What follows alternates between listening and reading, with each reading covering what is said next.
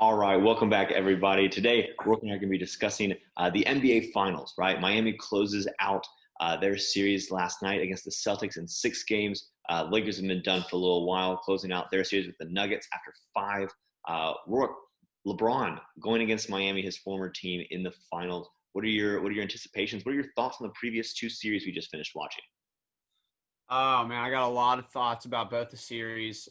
Which one do you want to talk about first? I think the easier one to talk about is I think the more exciting one to talk about is definitely the Miami Heat Boston Celtics series. So let's start there. Yeah, Miami, um, obviously pulling out the 6 game win over Boston was a very competitive series. Miami came back early, and the first couple of games they were down double digits, and they were able to finesse a couple wins and get ahead early against the Boston.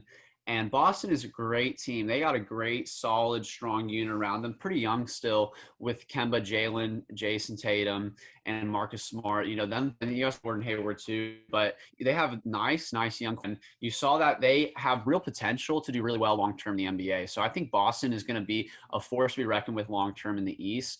And even though they got knocked out in the Heat, I still think that they consider this a win, this playoff series, able to knock out the defending champs in Toronto, and then perform pretty well. They could have, if they were able to win one of those first couple of games, this easily could have gone 7 games. I thought their last game, Game 6, that Boston was actually going to pull ahead. They had about a 6-point lead, halfway through the fourth quarter, and it looked like that they were able. They were closing games strong. Jason Tatum starting the games pretty slow the last couple of games, but he was coming on very, very strong in the second half and looking really, really good out there. So I thought that Boston was going to force 7 games, but the Heat are just way too composed, way too good. I mean, let's talk about young players. You're starting, undrafted rookie Duncan Robinson. You got rookie Tyler Hero closing out games with you.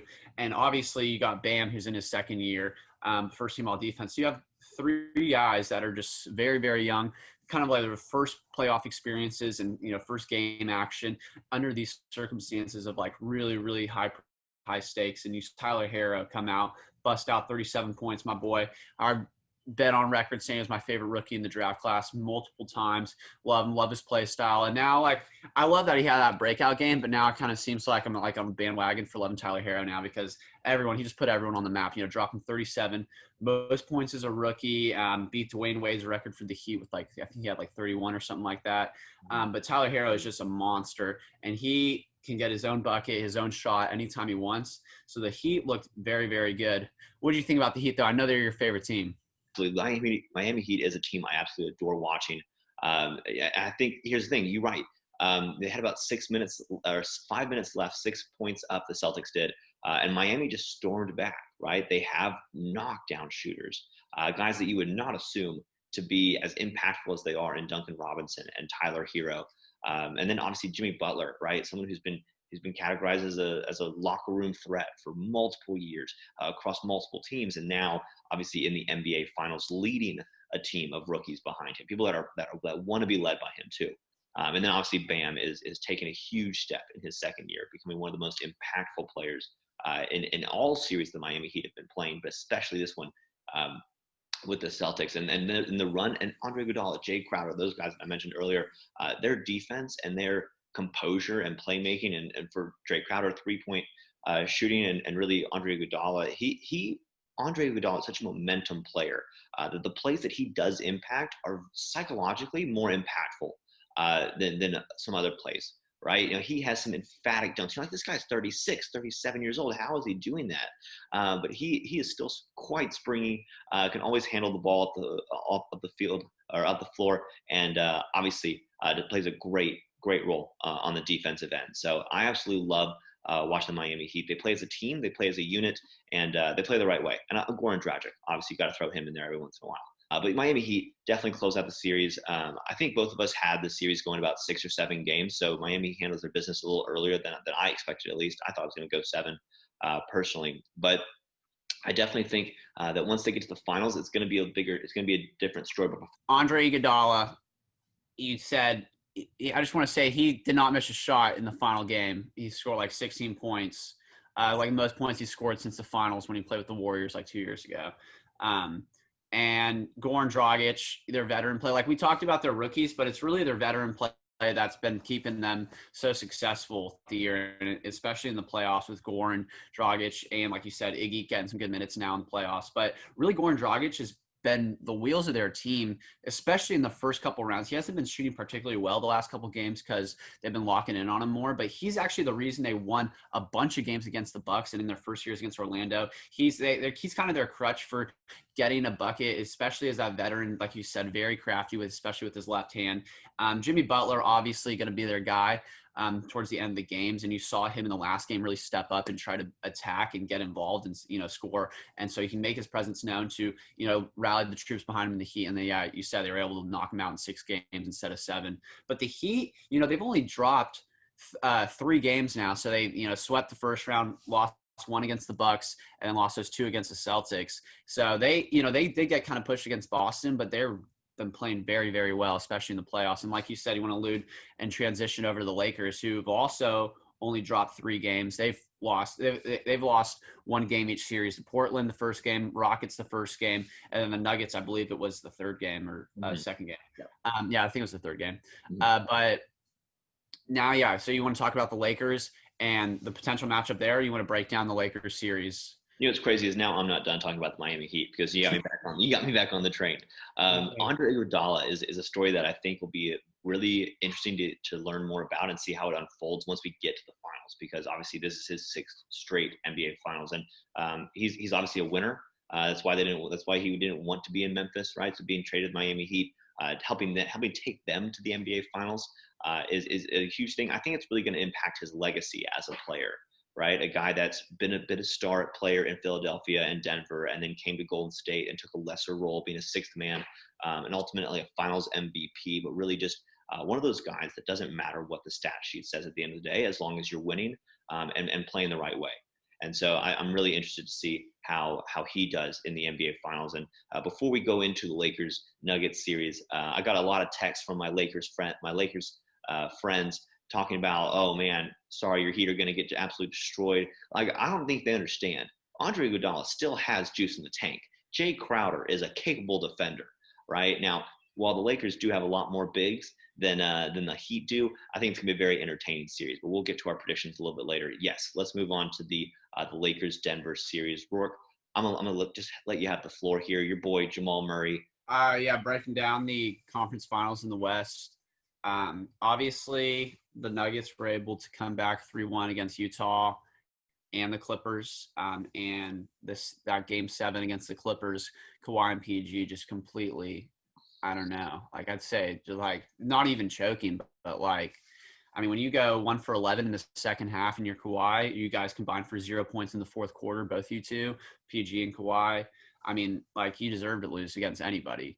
And especially against the Nuggets, who are come back in the second half roaring every time they rally their troops, and they play very, very well, very efficient basketball with Jamal Murray and Jokic moving the ball around. I think they pass the ball probably the most out of any team in the league, but they really get good ball movement for Jokic. He's creating a lot, but also Jamal Murray, you'll see in times of the games, he'll start to take over, and that's when the ball doesn't move as much, when Jamal Murray just says, okay, I'm locking in now, and taking over in the second half, fourth quarter. And you saw that for one game that the Nuggets were able to win. Murray came out in the fourth quarter blistering hot, and he's a baller, man. I don't know if he just kind of coasted throughout the regular season, but last year in the playoffs, he was really, really good too. And you just saw how he's not just a good player, but he's like that real superstar caliber type of player that can take over a game, lead his team, doesn't matter, hit some of the most clutch shots. I'm telling you, those are really, really tough shots that he's hitting, against the Lakers, against the Clippers, and against the Utah, to be able to do it. But the Lakers were able to kind of just, I don't want to say manhandle, but they were just playing very, very technically sound basketball and controlling the games.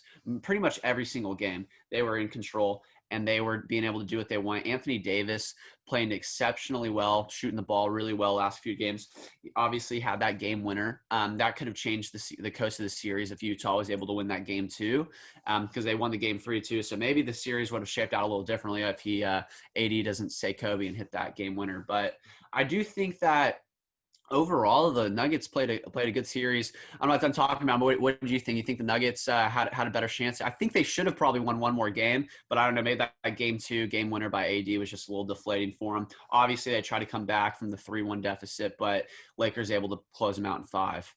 Yeah, I think the biggest thing here is LeBron, right? LeBron and Anthony Davis are better than Jamal Murray and Jokic, both on an individual level and as a duo level, right? And so, really, I think at the end of the day, the Lakers were just a deeper team, right? The Nuggets are incredibly deep, skilled. They play the right way. They pass the ball a lot. Jokic is a monster to himself, and Jamal Murray really came onto his own. But I think at the end of the day, there's a time where the Cinderella story has to end, and that's when you meet LeBron. So, I think LeBron said, no, listen, I've been here, and he's just more experienced, right? And he willed his team to where they needed to be, right? The Lakers also have more people on their team that have been to an NBA Finals, right? With Dwight Howard, Rajon Rondo, right? Rondo's obviously already won a championship before. LeBron has won three, right? They have more experienced people on their roster, and I think at the end of the day, once it came time to win in the playoffs, they were just more experienced, more composed, and they knew how to handle the situations that maybe the Clippers didn't when the Nuggets were able to come back from 3-1. But LeBron said, "Nope, not part of that storyline. You guys are part of mine." And so, at the end of the day, I think the Lakers just had too much firepower for the Nuggets to overcome. Yeah, that championship pedigree by LeBron's it's really unbelievable. Making 9 straight finals. That he missed the finals last year because he's out for half the season with a groin injury. Lakers missed the playoffs.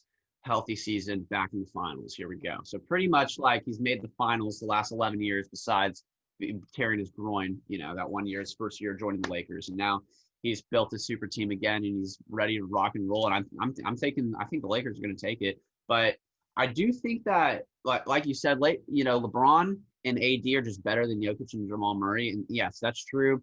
They played very well, especially AD shooting the ball very, very well in the series.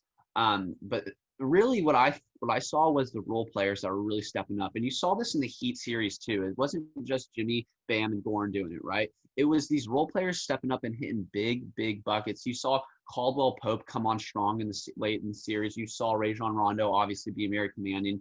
We've highlighted him. Dwight Howard had a couple of really good games down the stretch for the Lakers. So you saw that these other contributors really, really helping out the Lakers, and they were able to beat the Nuggets. The Nuggets had some help. Jeremy Grant had a really good game, the one game that the Nuggets were able to win. So I do a little shout out there that he's actually the reason that the Nuggets won their only game. But the role players for the Lakers, you saw, and you can see if they're performing well, that's the difference maker for the team. That's the reason they beat the Rockets. Besides the Rockets just turning the ball over an enormous amount of times, but the Lakers role players really stepping up, like you saw with the Heat role players, right? That's been the story of the Heat. Jimmy Butler deferring to his young players, letting them create, letting them have that insane confidence to take over. And that, while LeBron and AD are going to be controlling the finals for their team, you're going to see obviously Rondo, Kuzma, Caldwell Pope, Caruso, everyone getting involved. And if they're able to play well, that's really, really going to give the Lakers a better shot, in my opinion. If they don't play well, I think the Heat can easily win this finals. I think it's really up in the air. I'm personally probably pulling for the Heat. Legacy-wise, I'd love to see LeBron win another ring with his third team. I didn't mention Danny Green, too, also a really great role player for the Lakers. He would also be winning his third ring with the new team as well. So I think it's really shaping up to be a solid finals. You got anything else you want to talk about this Nuggets-Lakers series, or you want to just preview the finals? I was about to move on, but Danny Green was one that I was also gonna be like, oh, I totally forgot about him. One of my favorite players as well. Someone coming from the Spurs and Raptors as well. He's someone who definitely has a lot of finals experience and has played with LeBron, obviously for that 1 year in Cleveland as well. But no, let's move on to the actual NBA finals, the meat and potatoes of the whole thing, I guess. But yes, Lakers Heat. We'll start with predictions. Rourke, what is your prediction for how the series will go? Oh man, it's tight. Man, I think that um probably like because I'm still thinking about it. I'm gonna take the championship pedigree Lakers in 7.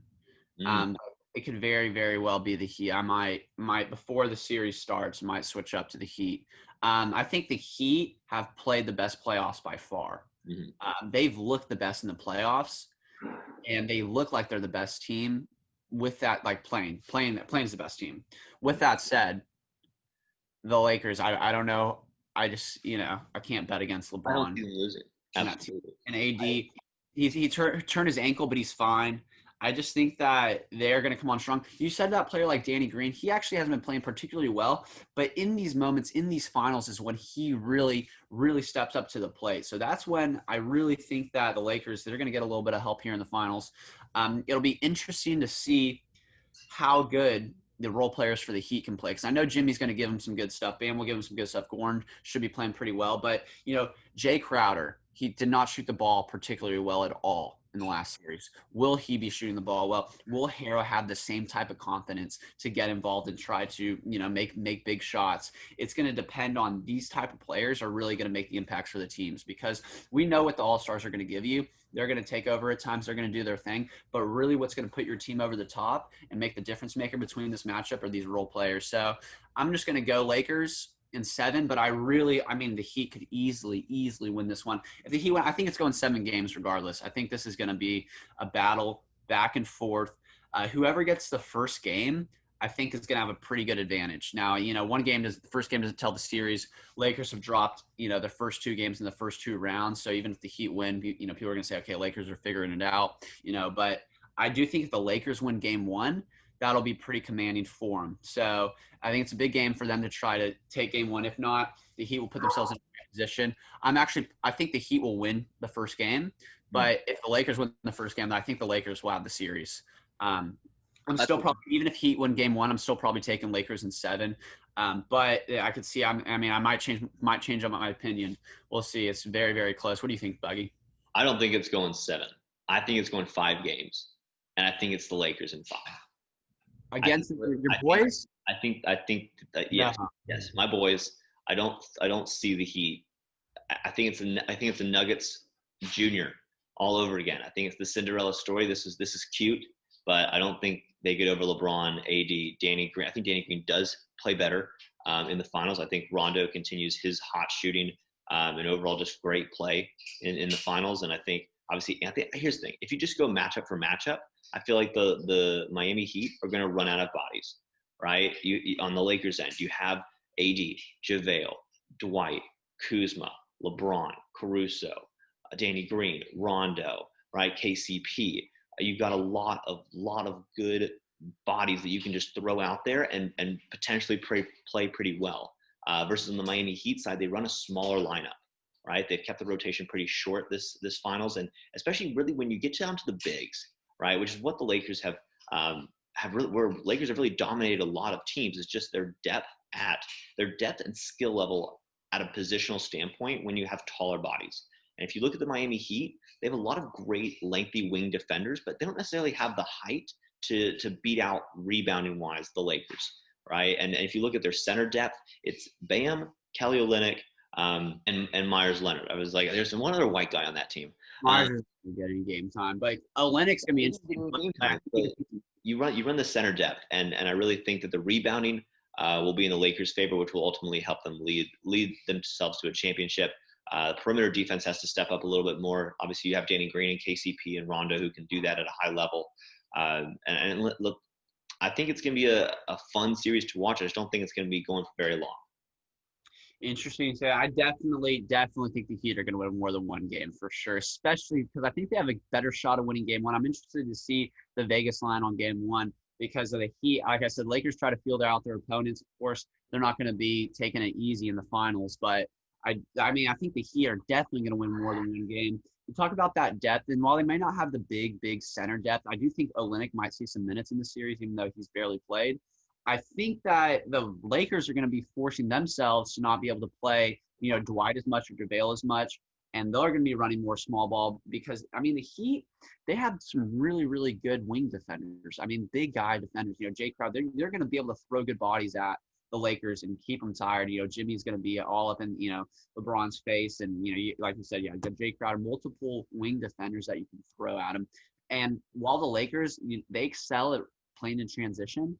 But the Heat are one, they're really good at defending transition, and 2, themselves are very, very good at transition. I don't know if you've ever heard of Duncan Robinson, but you don't want to give that guy a three, especially to open any sort of look, any sort of space.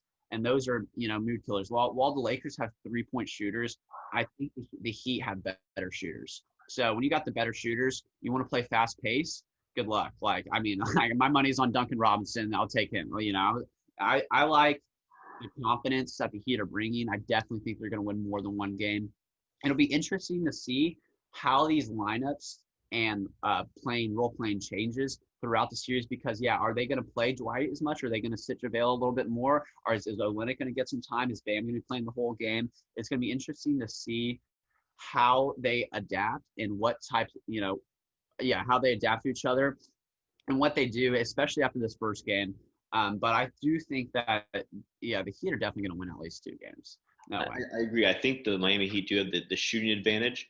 Now, I think the fun game to play there is that when one team has the shooting advantage and one team has the rebounding advantage, if shots goes in, then that team probably starts winning. But if they really start missing, have a couple of bad games, then you can really see the Lakers rebounding, getting out in transition, really getting those kind of spurts in that give you an 8-point lead, a 10-point lead, or dangerously even like a 15, 16, 17-point lead if you're not too careful. So I think that's really where I think the Heat have to play really well to beat the Lakers versus the Lakers don't have to play to their ceiling to beat the Miami Heat necessarily.